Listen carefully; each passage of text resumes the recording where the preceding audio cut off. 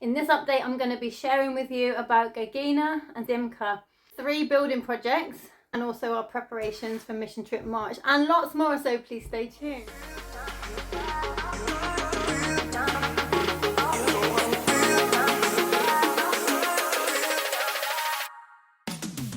Okay, so I am going to start with some great news, which is that we ended 2024 with 150 children sponsored, and a few days after myself and Jenny and Natasha headed out to Nadezhda for a 1-month mission trip, and it was incredible. There was lots of provision. There was a delay. We didn't actually get to receive our main shipment until the day after we returned home. Thankfully, it has been delivered safely and is waiting for us when we head back out. And we were rushed off our feet for the whole of the trip. We were up late most nights sorting what we were going to be taking in the next day.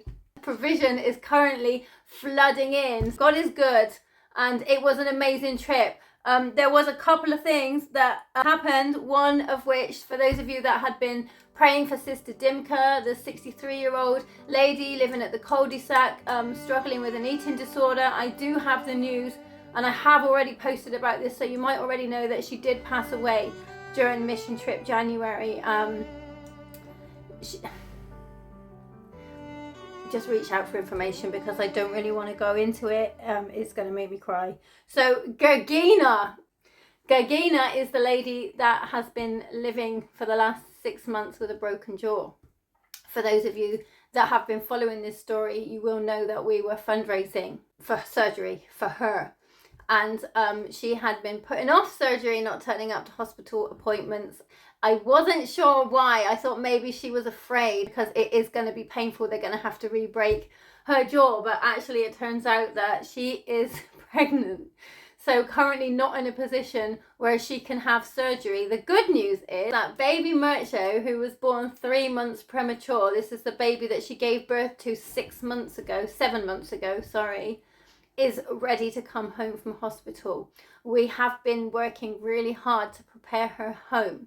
It was like a miracle because last mission trip I sent out an update to her 3 sons that she already had, to their sponsors, showing them her living conditions, and one of them replied with a donation. Just said, please, bless him with a door and window. It got us to thinking she's more likely going to have a home check. Her baby Mircho that spent the last 6 months in a Bulgarian hospital is not used to the gypsy lifestyle. And moving into the dump is going to be a shock for him. So we have been determined and very eager to improve her living conditions.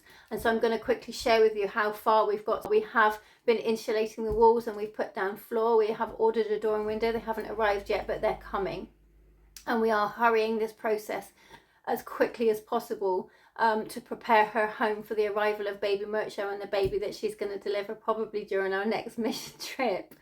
So she's going to soon have 5 children. We really are trying to support this family in every way that we can. There is a lot of trauma. We've had some meetings with the family. There's a lot they've been through, and there is a lot to share. I'm not going to share publicly, but if you're someone that has been sewing into this or emotionally invested into this, please reach out and I'll fill you in on the things that I'm not sharing publicly on social media. But yeah, prayers for Gagina and her husband Ilya and the 5 children, soon to be 5 children, Rangel, Izus, Ilya, baby Mircho, and the one that she'll be having soon.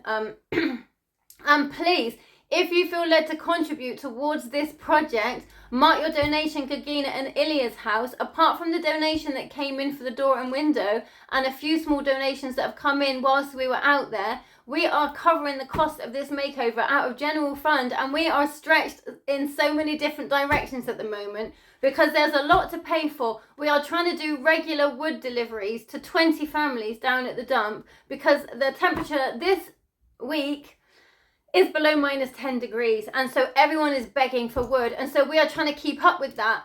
But with the building of the hub, which has had to be put on hold, and I'll explain a little bit more about that in a minute, and the building at the Learning Centre, which has been put on hold for more than a year now because other things have come up that have been more important, we really are being stretched in many different directions. So please, if you feel led to contribute towards the rebuild of Gagina's house, we are nearly done, but we need to put wallpaper and we need to put furniture. Okay, so the Learning Centre, which is the building that we were building on top of Bojidar's house, we had a teacher Brother Angel that would come regularly throughout the week and do lessons for whichever children wanted to come and learn. And when school was built at the entrance of Nadezhda, Angel got himself a job teaching there. We stopped doing lessons at the learning centre and started focusing more on provision and food and clothes. And I mean, we were still doing meetings, we were doing Bible studies and English lessons and things like that, but the focus switched to elsewhere because the children now have a school where they can safely attend. So we are encouraging the children to attend that school,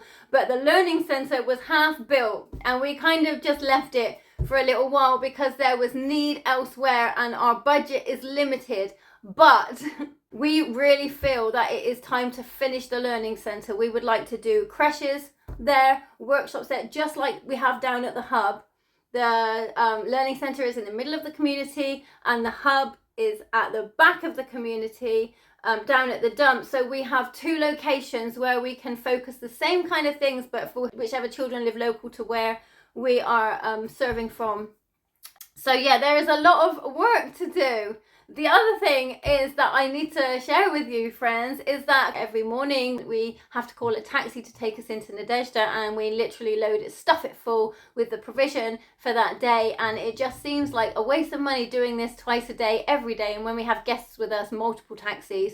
And so we have been asking God to meet the need of a car out in Bulgaria, and a donation came in 3 or 4 months ago that was an unspecific donation towards missions. And so we felt, okay, we'll use this money to buy a second-hand big car out there, and we found one. It was a 7-seater, and we were about to go through with the sale of this car, and I ended up backing out and buying doors and windows for the hub because that just seemed more important at the time, because it was about to get really cold and we were already using the hub for lessons with the children and we wanted to be able to keep it warm.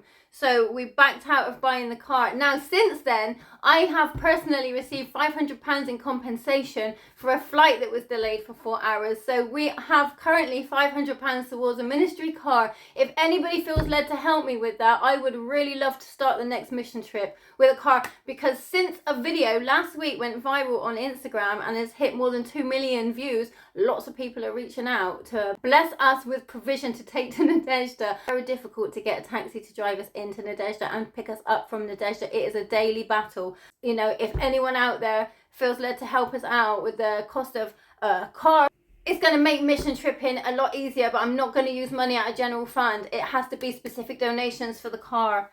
We've expanded to a new street again. So at the moment we are working down at the dump, we are working at the cul-de-sac, the alley, lots of local children that are all around near where the learning centre is, and now Long Street.